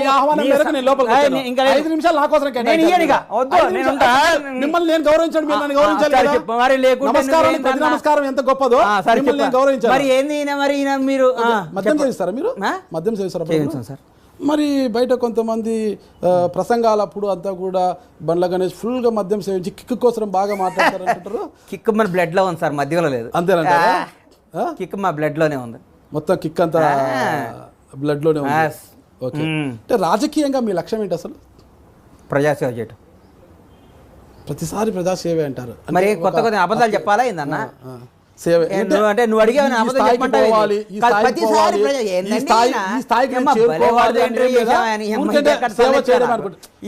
నేను వెళ్ళాలి ఈ స్థాయిలో నేను ఉండాలి బ్రహ్మాండమైన స్థాయిలో ఉంటా ఓకే అద్భుతమైన స్థాయిలో ఉంటా ఎమ్మెల్యేగా గెలిచిన వెంటనే మంత్రి కూడా అవుతాను అని మీ సన్నిహితుల వద్ద గట్టిగా చెప్తున్నారట మీరు ఎవడ ఉన్న సామెత ఉంది ఎందుకులే బూత్ మాట బాగోదు అది ఇది లేదు అమ్మా ఎందుకు వచ్చిన బాధ ఇవన్నీ మీ స్టార్ క్యాంపెయినర్ రాములమ్మ గారు ఎలా ఉన్నారు అద్భుతం విజయశాంతి అక్క అద్భుతం ఓకే అంటే విజయశాంతి గారు మళ్ళా యాక్టివ్ అయి కాంగ్రెస్ పార్టీలో ప్రచారంలో బాగున్నారు కదా అది ఎలా కలిసి వస్తుంది అంటారు అద్భుతం సార్ కాంగ్రెస్ పార్టీలో అందరూ వార్తలో ఆవిడ స్టార్ క్యాంపెయినర్ ఆవిడకి అద్భుతంగా చేస్తున్నారు చాలా గొప్ప మహబూబ్ నగర్కి వెళ్ళి ఆవిడ ప్రచారం చేస్తాడు అది సభా స్థలి విరిగి కింద పడింది కదా అప్పుడు మీరు ఉన్నారా నేను వెళ్ళలేదు సార్ ఆ రోజు మీరు వెళ్ళలేదు అవన్నీ ఎందుకు సార్ అవన్నీ అది విరగటం అయ్యా నేరమా ఘోరమా ఏదో చిన్న ప్రమాదం జరిగితే అది అడుగుతున్నాడు తప్పు కాదండి ఉన్నారా కింద పట్టుకున్నారా ఏందన్నా నువ్వు నీకు టైం పాస్ కోసం పొద్దున్న నాకు చాలా పనులు ఉన్నాయా దండం పెడతా ఎందుకు నా మీద అది స్టేజ్ కింద బ్లూ స్టార్ ఆపరేషన్ వేరే వాడి మీద నా మీద దెబ్బలు తగిలాయా ఎందుకు వెళ్ళలేదు అని సంతే మామూలు డేంజర్ కదరా ఏం కింద పడితే దెబ్బలు తగిలాయా ఏ చిన్న ప్రమాదం జరిగితే నువ్వు దెబ్బలు తగిలినయ్యా విజయశాంతి గారు కింద ఎట్టబడ్డారు ఏందన్నా నువ్వు మీరు వెళ్ళింటే దెబ్బలు తగిలాయా అని పరామర్శిస్తామని ఏది నేను రోజు మాట్లాడతాను మేడం దగ్గరికి వెళ్ళి మా అక్క దగ్గరికి వెళ్ళి ఏముంది ఓకే అంటే మీరు వెళ్ళలేదు ఆ రోజు ఎందుకు వెళ్ళలేదండి ఆ రోజు ఇక్కడ ఏదో పని నుండి ఉండొచ్చు అంటే ఎందుకు వెళ్ళలేదు కాంగ్రెస్ పార్టీలో చాలా కీలకంగా ఉన్నారు కదా ఈ రోజు ఎవడోసారి కీలకం అర్థం పద్ధతులు అక్కడ మాట్లాడతావు నువ్వు అర్థం పద్ధతి కీలకంగా 10 సభకి ఎందుకు వెళ్ళలేదు ఆ రోజు ఎందుకు మాట్లాడలేదు రాహుల్ గాంధీతో ఎందుకు కూర్చోలేదు ఏందన్నా నువ్వు అడిగే క్వశ్చన్ ఏంది నువ్వేంది నాకు అంత నువ్వు నన్ను ఎక్కువ పెద్దోడిని చేయకు నేను చిన్న నాయన నీకు దండం పెడతా అన్నా నువ్వు పెద్దోడైతేనే కదా నా రాజకీయాల సీట్ అవుతా నువ్వు వచ్చి ఒక అనకొండలాగా తెలక ఇప్పి నాగరాజు అనే పేరుతో మామూలు దేవుడికి సామశివుడికి పాలు వచ్చే నాగరాజు అనుకున్నా కానీ విషపూరితమైన కాట్లేసే నాగరాజు నేను ఎందుకు అనుకుంటా నిన్ను ఒళ్ళంతా విషం ఒళ్ళంతా విషంతో కాట్లేసి నువ్వు కాట్లేయాలి ఇప్పుడు పాము కాటేయాలి నాగరాజు నాగితే చచ్చిపోయేటట్టున్నా నాగితే నేను చచ్చేటట్టున్నా ఏందా స్వామి నన్ను నాకబాకన్నావు పాము కాటేస్తే కాటది నాగరాజు ఆయన నాగితే చచ్చేటట్టున్నా నేను నీకు దండం పెడతాను నన్ను ఎందుకన్నా నా మీద ఎందుకన్నా నీ వల్ల అది ఓకే థ్యాంక్ యూ అన్న వెళ్తాను బ్రహ్మాండంగా ఇంటర్వ్యూ చేసావు ఏమన్నా తప్పులు మాట్లాడున్నా ఆహార అలవాట్లు ఎలా ఉంటాయండి మీవి ఆహార అలవాట్లు ఎట్లా ఉంటాయి అంటే అంటే నాన్ వెజ్ ఎక్కువ తీసుకుంటారా? డైలీ బాగా తింటారా? డైలీ నాన్ వెజ్ తింటా. Daily non veg. Okay, compulsory. అంటే బాగా ఏది ఇష్టపడతారు బాగా? డైలీ ఎగ్స్ ఒక 4 గుడ్లు తింటాను. ఓకే, చికెన్ తింటాను. ఇంకా జిమ్కి ఏమైనా వెళ్తుంటారా? వాకింగ్కి వెళ్తా కేబీఆర్ పార్క్ డైలీ. ఎన్ని గంటలకు లేస్తారు మీరు మామూలుగా? 6 గంటలకు లెగుస్తాను. ఇవాళ మీ దెబ్బకి 4కి లేచి నేను వచ్చి మన నేను సింగిల్ వేస్తాడు రా బాబుని. ఓకే, ఈరోజు 4కి వచ్చి మీరు పడుకున్నారంట, లెగడం 3కి వచ్చి అంటే నిద్ర పట్ల. ఓకే, నిద్రే పట్ల. ఏం ఆడీళ్ళు గుర్తొస్తున్నారు నాకు. మీ ఇంటర్వ్యూ చూసా రాత్రి 2-3 చూసా ఊరికే చూసి రేపొద్దున రేపు సాయంత్రం మన భవిష్యత్తు ఏందా అని భయపడ్డా. ఇయ్యకపోతే ఒకసావు ఇస్తే ఒకసావు అన్నట్టు అనిపించింది. సరే కానీలే, ఏదో ఒకటి కానీలే. ఇక మరి ఒప్పుకున్నా కదా, మంత్రశాంతనం ఒప్పుకొచ్చి నాకు గొడ్డు వచ్చినా బిడ్డ వచ్చినా ఇవ్వాలి కదా అని ఇంటర్వ్యూ ఒప్పుకున్నాక ఏమని చెప్పాలి కదా అని ప్రిపేర్ అయ్యి కూర్చున్నా. ఓకే అన్న, ఒకటే రాజకీయాలు ఈ రోజు బాగా కాస్ట్లీ అయిపోయాయి. ఏం కాదు అనుకుంటే వ్యాపారం పౌల్ట్రీ ఫామ్లు అంతా లాస్ట్ లో ఉన్నాయి, బాగా కాస్ట్లీ అయిపోయినాయి. బండ్ల గణేష్ గారు పౌల్ట్రీ ఫామ్ లాస్ట్ బ్రహ్మాండంగా ఉంది. బ్రహ్మాండంగా కాస్ట్లీ రాజకీయాల్లోకి మీరు వచ్చారు కదా, మీరు కూడా కాస్ట్లీగానే పోతారా లేకపోతే ఒక సామాన్యుడుగా వెళ్ళి ఓటర్లని ఓట్లు అడుగుతారా? మీరు చేసే రాజకీయాలు కాస్ట్లీ, మేము చేసే మామూలుగానే ఉంటాయి. సామాన్యుడు దండం పెట్టే ఓటు అడుగుతాం. దండం పెట్టి ఓటు అడుగుతారు. దండం పెడితే ఓటేసేస్తారా? మరి ఏం చెప్తే ఓటేస్తారు సార్? రాజకీయ నాయకులుగా తయారు చేసింది, రాజకీయ నాయకులుగా తయారు చేసింది ఎవరు? ఏం చేశారు మాకు తెలియదు సార్. మీరు దేశ ముదురు కాబట్టి చెప్పండి. మీరు ముదురు కదా, మీరు అందరు నాకుతుంటారు కదా. ప్రపంచ ముదురు మీరండి, ప్రపంచ ముదురు నాగరాజు కాదు మీ పేరు, నాకు రాజా. ఆడిని నాకి ఆడిని సాగొట్టి అమ్మ నువ్వు భలే ఉన్నావు అన్నా నువ్వు. ఈ అమ్మ పాము కాటేయచ్చు, మనిషి ఇంజక్షన్. నాగరాజు అన్న ఇంటర్వ్యూకి వచ్చి అంటే ఆడు చచ్చేటట్టున్నాడు. ఎందుకు వచ్చింది నీ విష ప్రయోగం నా మీద ప్రయోగించగలరా? మీ సోదరుడు మీ అన్నగారు రాజకీయాలకు వెళ్తారంటే వారించారు. మీ శ్రీమతి గారి యొక్క ప్రోత్సాహం ఎలా ఉంది? అలాగే నేను వెళ్తా. రాజకీయాలకు సంబంధాలు ఉండవు సార్. మా ఫ్యామిలీ వైపు అంటే ఎవరికైనా ఉంటుంది, రాజకీయాలకు వెళ్ళాక హెడ్ ఎక్కువ ఇదంతా ఎందుకు? ఏం ఉండవు సార్ మా ఇంట్లో. మీరు మమ్మల్ని ఎక్కువ ఉంచుకోబోకండి. మేము మామూలు వాళ్ళం. మీరు మమ్మల్ని ఎక్కువ, మా సినిమా ఎక్కువ కాదు, మామూలు సినిమా, మిడిల్ క్లాస్ సినిమా మాది. ఓకే, మరి మరీ మమ్మల్ని పెద్దోళ్ళని చేయకండి. మీరు చిన్న స్థాయి నుంచి ఈ స్థాయికి చేరారు మీరు. అంటే చిన్న స్థాయిలో మీతో కలిసి జీవించిన ఫ్రెండ్స్ ఎవరో ఒకరు ఉంటారనమాట. ఆ ఫ్రెండ్స్ ఈ రోజుకి మీ వెంటే ఉన్నారా లేకపోతే దూరంగా ఉన్నారా? ఒక విషయం చెప్పమంటారా? మీరు అడిగారు కాబట్టి చెప్తున్నా. నన్ను నిర్మాతం చేసింది వీడు. నాకు ఏం పేరు అతని పేరు? కిషోర్. కిషోర్ ఏ ఊరు అతను? కిషోర్ పవన్ కళ్యాణ్ గారి దగ్గర మేనేజర్. ఓకే, కళ్యాణ్ బాబు దగ్గర తీసుకెళ్ళి నాకు ఆయనతో సంబంధం అన్నా నన్ను నిర్మాత అవడానికి నాకు అన్ని విధాలుగా నన్ను వెనకాల నడిపించింది నా ఫ్రెండ్. ఓకే, జీవితంలో మీరు చెప్పండి. ఇప్పుడు కూడా నాతోనే ఉంటాడు నా ఫ్రెండ్. ఓకే, నాతో ఒకసారి ఫ్రెండ్షిప్ చేస్తే అట్టుంటది. అది అయితే మేము కూడా ఫ్రెండ్షిప్ చేస్తే బాగుంటుందేమో. మీరు నాకుతారని భయం సార్.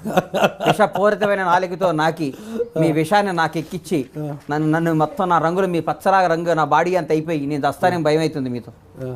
జీవితంలో మీరు మర్చిపోలేని సంఘటన ఏదైనా ఉందా? మిమ్మల్ని బాగా బాధించిన విషయం కానీ, మర్చిపోలేని సంఘటన అనేది కానీ? బాధించిన సంఘటే 2-3 ఉన్నాయి సార్. బాగా మర్చిపోలేని సంఘటన మాత్రం ఒకటి సార్. గబ్బర్ సింగ్ రిలీజ్ అయిన రోజు ఒకరోజు నా జీవితంలో మర్చిపోలేని సంఘటన. పవన్ కళ్యాణ్ గారు గణేష్ని నిర్మాత చేస్తాను నా భుజం మీద చేసిన రోజు. ఆ 2 నా జీవితంలో ఎప్పటికీ గుర్తుండిపోతాయి సార్. టెన్రా బ్లాక్ బస్టర్. నా జీవితంలో ఒక డ్రీమ్, ఒక బ్లాక్ బస్టర్ సినిమాలు తీయాలి. 10 ఏళ్ల దాకా హిట్ లేని మా హీరో నాకు డేట్లు ఇవ్వటం. నేను అంతకుముందు ఫ్లాప్ ఇచ్చినా కానీ ఆయన నన్ను తీన్మారిన సినిమా ఫ్లాప్ ఇచ్చినా కానీ మళ్ళీ సినిమా ఇవ్వటం, నాకు ఆ సినిమాని కొనటం. గబ్బర్ సింగ్ తీసి రిలీజ్ అయిన రోజు ఉక్కిరి బిక్కిరి అయిపోయి సార్ నేను ఆనందం. మీ అభిమాని గారు, ఇది కాంట్రవర్సీ కాదు, ఇంకోటి కాదు, నువ్వు కాంట్రవర్సీ కానీ నువ్వు అభిమాని కాదు. మీ దేవుడు పవన్ కళ్యాణ్ గారి పైన ఇటీవల అత్యాయత్నం జరిగిందని ఆయన చెప్పారు, కంప్లైంట్ చేశారు. నా పైన అత్యాయత్నం జరిగింది, నన్ను అంతమొందించాలని చూస్తున్నారు, నా మీద రెక్కి నిర్వహించాలని చెప్పారు. అప్పుడు మీకు ఎలా అనిపించింది? మీకు ఎలా దండం పెడతా నన్ను హీరో గారి గురించి అడగ నాకు బాధ అనిపిస్తుంది. నేను చెప్పలేను. అట్లా కాదనమాట. అక్కడ ఏపీలో ఏమో చంద్రబాబు నాయుడు గారు అభివృద్ధి పథంలో నడిపిస్తున్నారు, ఉన్నారని అంటున్నారు. పవన్ కళ్యాణ్ గారేమో చంద్రబాబు నాయుడు ఏంది నాగపాము, నువ్వు నాగరాజు కాదు, నువ్వు నాకకు నన్ను నీకు దండం పెడతా. నువ్వు నన్ను ఎందుకన్నా నా జీవితం ఆగం చేయడానికి వచ్చాను? నువ్వు ఏందా? నేను ఇంటర్వ్యూ లేదు, ఏం లేదు, ఉంటాను. మైక్ పెట్టుకోనా? మైక్ పెట్టుకోనా? అయిపోయింది. అంటే ఆడేమో పవన్ కళ్యాణ్ గారు నన్ను అంతమొందించడానికి చూస్తున్నారు అంటున్నారు, ఇక్కడ మీరేమో చంద్రబాబు నాయుడు అంటున్నారు. ఏంటి పరిస్థితి? ఇంకేంది కబుర్లు? రాజకీయ పార్టీగా కాంగ్రెస్ పార్టీ ఘన విజయం సాధిస్తుంది. ఎన్ని స్థానాలు వస్తున్నాయి? మొత్తం 105 స్థానాలు, 104 స్థానాల్లో గెలుస్తున్నాం కూటమి.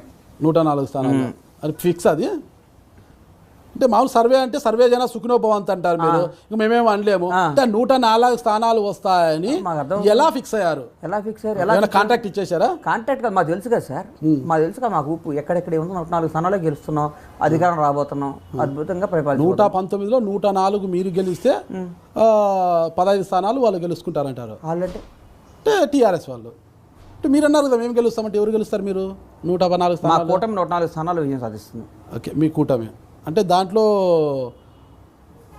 కూటమిలో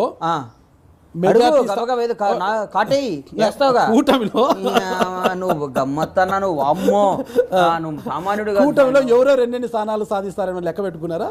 నీకెందుకన్నా ఎవరైనా 104 స్థానాల్లో మేము గెలుస్తున్నాము. అంతే, నువ్వు నన్ను ఇరికేవన్నా, నువ్వు నన్ను కాటేయటానికి ప్రయత్నం చేయమాక. నువ్వు దండం పెడితే నాగుపాము ఆశీర్వదించిన శివుడు మెడలో నాగుపాములాగా ఉండు, అడు విశ్వసర్పంలాగా నాగుపాములా దారవాహను దండం పెడతా. చివరిగా